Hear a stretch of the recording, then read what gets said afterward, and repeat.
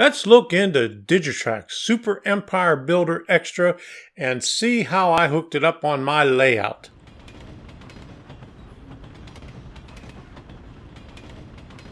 I'm Tom Kvichak, and this is Tom's Trains and Things. This channel was created to help other modelers who are in need of guidance in pursuing their dream of building a model railroad.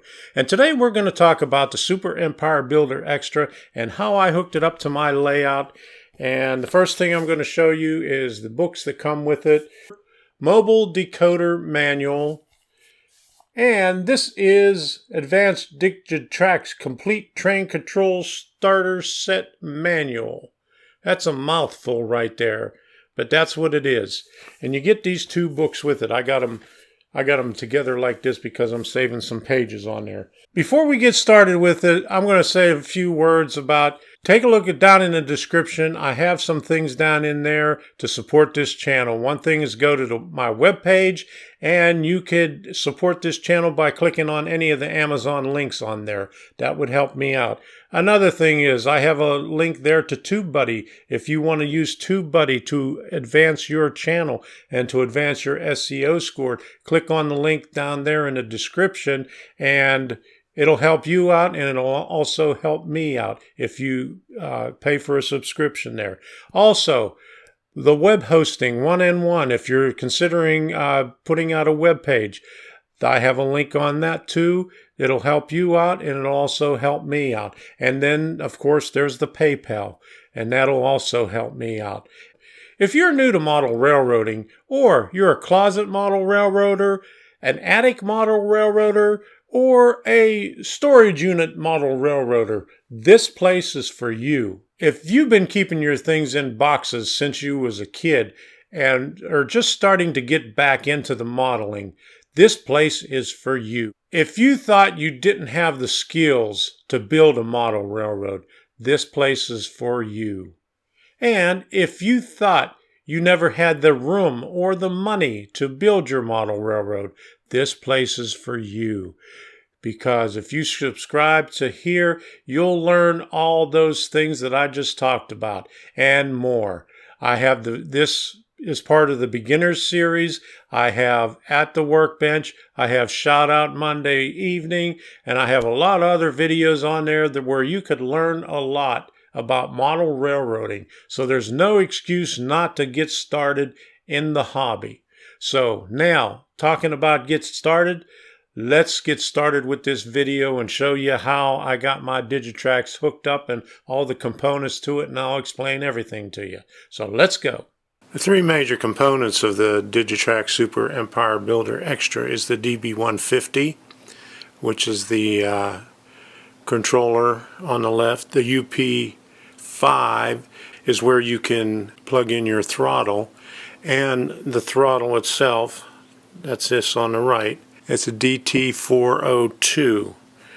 Now there's a couple of other components, the power supply and the LT1, which you could test when you make your own cables. This is one of the cables that I made myself, and you could test it by putting it in there and then plugging it in and putting an LT1 on the end, and I'll show you that a little bit later.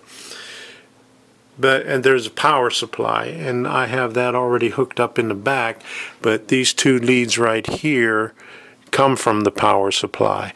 This one is the ground wire here, and these two, it says rail A and rail B, these are the bus wires, and I'll show you how I hook those up also. I just wanted to show you a few of the things on here other than the plug right here.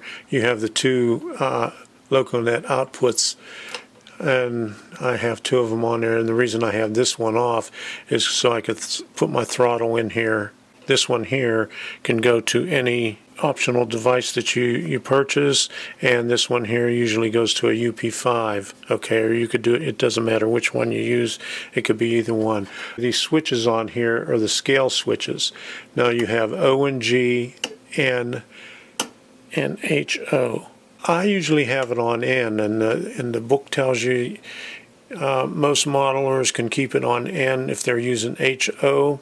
I haven't had any problems with it yet. My model railroad isn't that large, although I have 4 separate districts on it.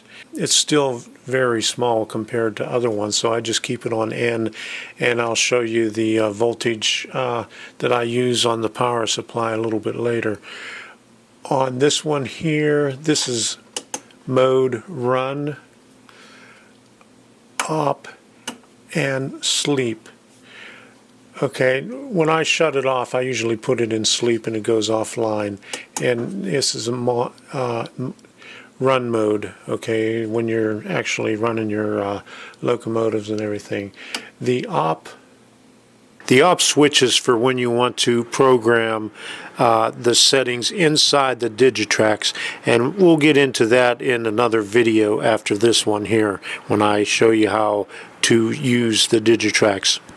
Anyway, run mode, op, and offline, and I usually keep it offline until I'm ready to use it. I just flip it up to the run mode. On the UP5, you have 2 LocoNet receptacles on there. Okay, and on the back you also have 2 LocoNets, so you could come in with one input and go out with the other.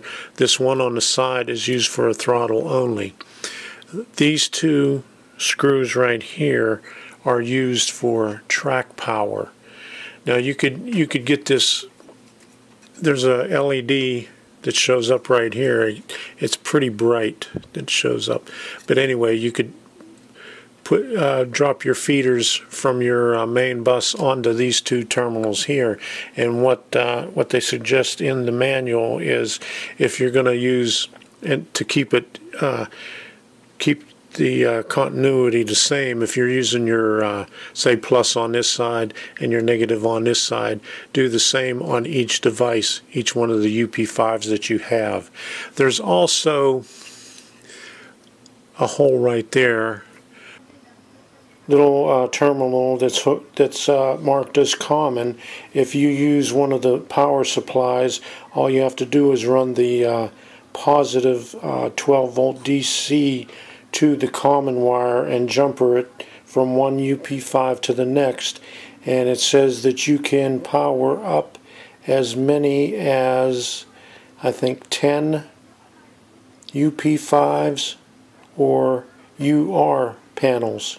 Connect the power supply here, and when you do that, you could use this right here to power other ones. The LT1 is a little device. You could use this little device right here for checking cables. Okay, they put a little pigtail on here, and this pigtail here is for checking your decoders before you put them on a locomotive. If you want to check them to make sure that they operate correctly, you could put them on there. You could wire them up on here, and there's actually a wiring diagram on the back of here telling you how you could hook up your decoder to test it out.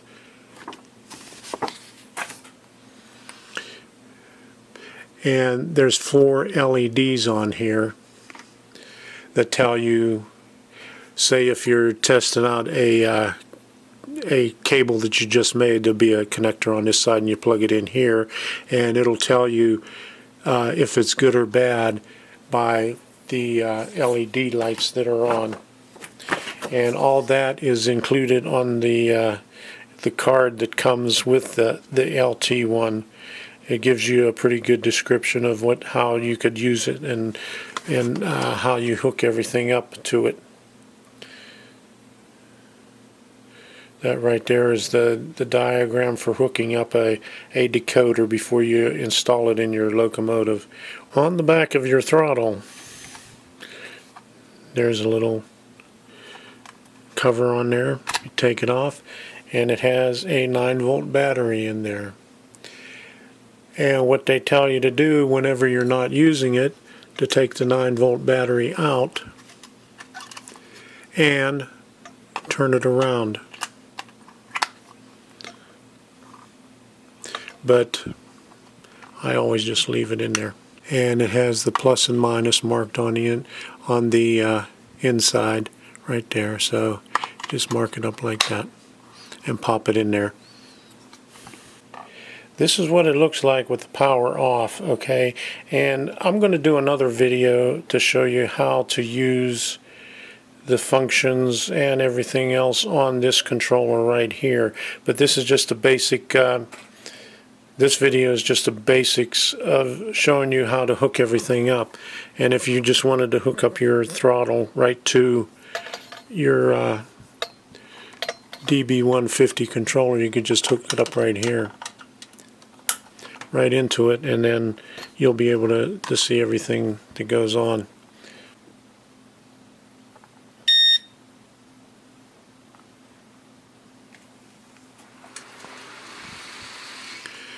Okay, you can hear all my turnouts turning. Okay, right now it says in idle mode because I have it down. Okay, power on, it's blinking. Okay, ops and run mode. Okay, and to put track power on, okay, you hit power and then it says on or off. So on is the plus, yes,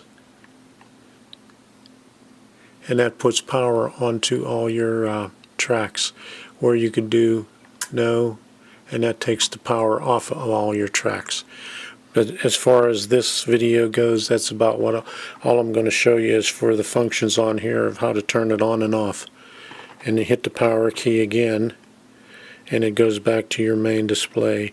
And these two numbers down here are the locomotives that I were running, what was running the last time. The 03 was a locomotive that I did not program the locomotive number into, so the default number for a locomotive that's not been programmed is 03, and then the other one is 8432, and that's the number of the locomotive that I last ran on here.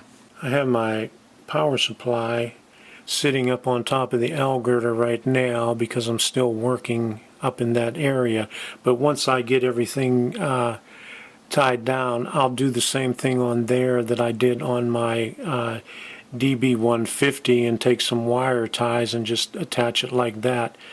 But I have a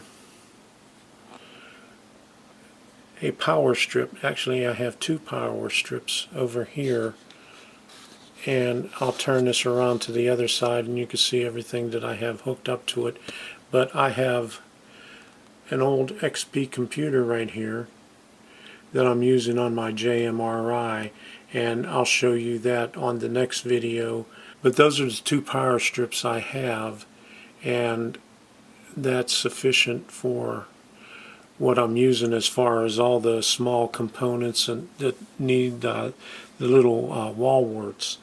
What I did was I found an old, they used to do this, they used to put a power strip underneath the monitors, and Belkin made it, and all it is just like a flat box that you put on your desktop, and you put your you put your monitor up on top of it, and it has 5 receptacles in the back and a master switch, and 6 switches in the front marked master, computer, monitor. I don't know what the other one, I have a couple of them covered up, and then auxiliary 1 and auxiliary 2, and I picked that up at a thrift store one time for a couple of bucks. But I put all my power strips on that so I could turn everything off and on individually. Right here you can see the front of the power strip, and I have this mounted underneath one of my L girders, and it's a master, and it has 5 other switches on there where I could turn everything on and off. Like it's all lit up now, but this one here, this auxiliary 2, I have hooked up for the power strip that I have down here for when I'm doing my videos. So I could shut this off and oops, that isn't the one. I'll shut the master off. That wasn't the one it was. Okay, it's this one right here. Oops, sorry about that. This is the one that I have on right now for that power strip right there. And the lights will go out whenever I shut the master off. But this way you could determine what you want to power up. I have one of them set to the computer. I have one of them set to my Digitrax system, and then I have the other one connected to the lights and the power strip that's down here that I use for video, and then I have another receptacle in the back that's that I could use for anything else right now. And those of you that aren't familiar with what it is, they used to have these that sit up on top of your desktop, and you could mount your monitor right up on top of it, and then in the back of it you have all your receptacles back there, so you could turn everything on and off from the switches. Long time ago, you had to turn your monitor on and off separately from when your computer was on. It wasn't automatic like it is now. This is underneath my layout, and this is the one terminal block that I use for my different districts on there. And as you can see, the top are the outgoing and the bottom is the input. Now I use a card for the inputs right now to separate the districts, and I'll just swing over here and show you the back end of it. There's the back end of it right there, and I'll show you the card a little bit later on. But anyway, that's why I have 4 inputs coming into the bottom, and as you can see I have them jumpered, and I have 4 districts on it, the black and white wires, and on one of the districts it's the yellow and blue, but I disconnected that one. I originally had it as a reversing section, but I went and got me an AR1 instead. That's that little circuit board right there for the reversing section. But it's a good idea to put your terminal boards up there, or terminal blocks up there, and then mark your wiring. This is right above my DB150 on the back end of it, and you can see I have a couple of different terminal boards up there. This one up there, or terminal strips, that one there, and then the other one up there, it says 108 crossover. That is for my Tortoise switch machine. And then I use a couple of different styles of terminal boards. I have this type right here, and then I have the smaller white ones that you could see in the background there. I use them also for smaller wires. I use the European ones. The ones you can get at Lowe's or Home Depot. They are the American-made ones, and they're for up to 12 gauge wire. But the European ones, which are a little bit smaller, they only go up to about 16 gauge wire, so it's easier to put the smaller wires on the European terminal strips. Now it looks a mess back here right now because I'm still doing some wiring on different things, but you could see here's my power strips right here, and I have the wall warts on it, and I have some other cords on it from the from a monitor and my computer, and I have a subwoofer on here also for 5.1 surround sound. That's what I'm using on my layout right now for background sound and for JMRI. There's a router. It's an old router that I picked up at a thrift store for a couple of bucks, and all you do is set it back to the default password, and you could use it, and you really don't have to name it or anything like that, but I named mine Rail Connect, and I have it hooked into my computer, so I use that so I could use my tablet as a throttle through JMRI, and that will be in the next video also of how I hook all that up. And then there's the back of the subwoofer right there. I don't know if you could see it. Years ago, you were able to get power supplies like this at Radio Shack, actually a wall wart that had the different plugs that you could connect onto it. But this is what you get from Digitrax. And then for this set, you have to buy it individually, but it has different size connectors on it for different voltages, and you have the different voltages on here. I have it up all the way to 24 volt right now because when I was using it I must have flipped it all the way up to that voltage. But anyway, you could take, it tells you to use the blue one, and but that's what I have on there that fits into the small cable that goes on the actual DB150 itself. But that's the power supply there, and then you could go anywhere from 12 volt up to 24 volt on the voltage selector on here. So you can get 12 volt, 13.8, 15, 16.8, 19, 20, and 24 volt. Every video that I put out in the Model Railroading for Beginners teaches you a little bit about model railroading. And I hope you learned something while you're watching them and all the other videos that I put out too. So if you haven't done so already, go ahead and hit that subscribe button. You know why? Because it's free. It's free. It doesn't cost you a thing to hit that subscribe button. And don't forget to click on that little bell up there. That will inform you of when I have a video out, either by email or by push notification on your cell phone, however you have chosen to do it. Also, check out my webpage. I have a lot of good stuff on there, and also you could support this channel and that webpage by clicking on the Amazon links on there and clicking on all the links that I have down in the description.